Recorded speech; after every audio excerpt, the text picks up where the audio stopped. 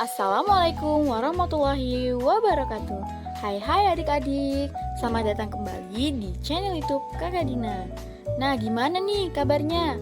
Kakak Dina berharap kalian tetap dalam keadaan sehat dan tetap semangat dalam mengikuti pembelajaran kali ini. Nah, kali ini kita akan belajar kembali mengenai ilmu pengetahuan alam dan sosial atau biasa disebut IPAS di kelas 4.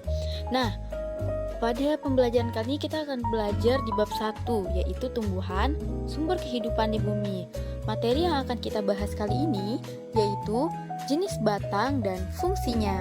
Mari kita simak video pembelajaran dan kita akan belajar dengan penuh semangat. Nah, kali ini tujuan pembelajaran yang akan kita capai yang pertama adalah kita mampu mengidentifikasi bagian tubuh tumbuhan dan mendeskripsikan fungsinya. Yang kedua, kita mendeskripsikan proses fotosintesis dan mengaitkan pentingnya proses ini bagi makhluk hidup. Yang ketiga, membuat simulasi menggunakan bagan atau alat bantu sederhana tentang siklus hidup tumbuhan. Nah, kalian masih ingatkah bagian-bagian tumbuhan? Bagian-bagian tumbuhan ada yang pertama bunga, daun, buah, akar, dan juga batang. Bagian tumbuhan setelah akar adalah batang. Nah, kalian bisa melihat video Kak Dina sebelumnya tentang jenis akar dan fungsinya.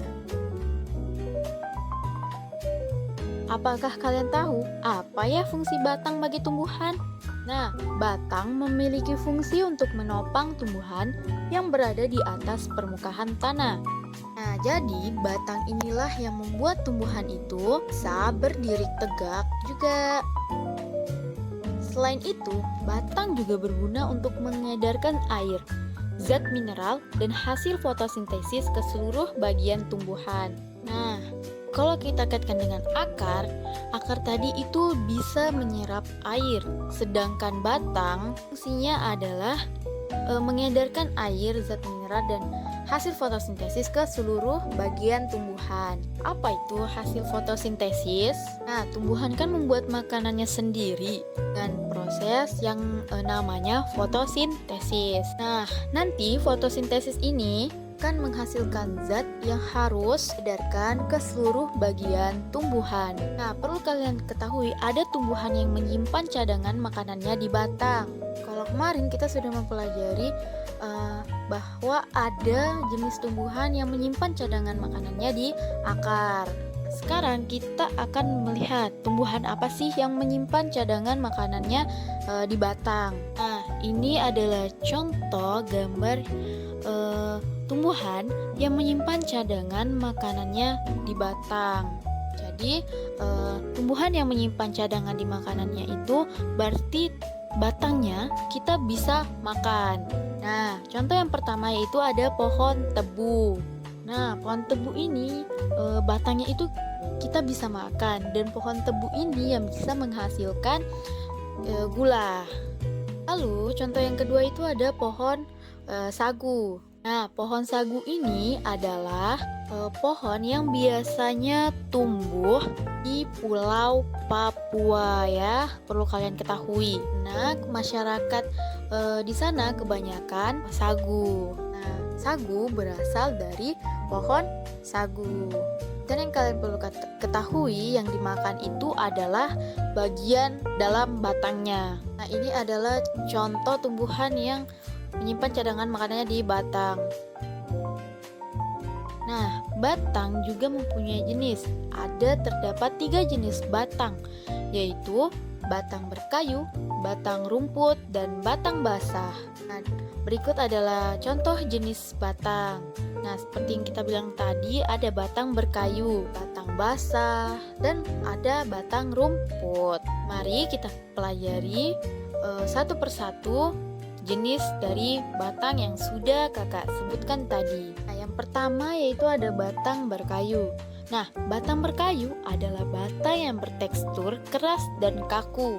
Nah, biasanya batang berkayu digunakan untuk membuat perabotan rumah tangga. Nah, kayu yang biasa kita gunakan itu bisa dijadikan kerajinan seperti meja, kursi, dan peralatan lainnya. Mengapa ya? Batang pada tumbuhan berkayu sangatlah besar. Pada batang berkayu, tumbuhan yang memiliki batang berkayu itu ada yang namanya kambium yang berfungsi untuk memperbanyak sel sehingga batang tersebut akan membesar. Nah, jadi kalau kalian ditanya kenapa ya batang berkayu itu bisa tumbuh dan akan membesar, nah itu tadi jawabannya, karena di dalamnya ada zat kambium. Nah ini kakak akan perlihatkan contoh tumbuhan yang berbatang kayu. Yang pertama itu ada pohon jati, dan yang kedua ada pohon mahoni, dan masih banyak lagi tumbuhan yang berbatang kayu yang biasa kita pasti temukan di mana saja. Nah, berikutnya kita akan masuk ke jenis yaitu batang yang basah. Pasti ketika dia batang basah, batang tersebut akan mengandung air. Nah, batang basah bertekstur lunak karena mengandung banyak air serta mudah roboh dan patah. Nah,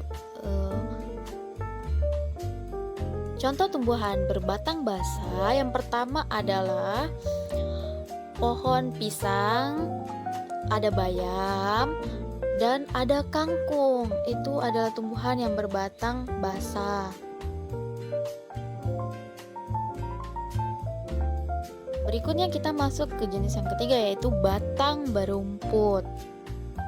Batang rumput tidak berkayu. Ia memiliki ruas-ruas yang nyata dan berongga serta umumnya pendek. Adapun contoh dari tumbuhan yang berbatang rumput. Contohnya itu ada padi, rumput, dan tumbuhan yang berbatang rumput itu ada juga di jagung.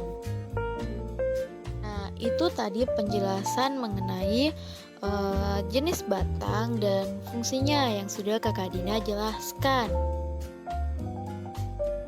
Nah, kalian bisa melihat tumbuhan-tumbuhan di sekitar kalian, dan kalian juga bisa mengklasifikasikan tumbuhan itu apakah dia berbatang kayu, berbatang basah, atau berbatang rumput.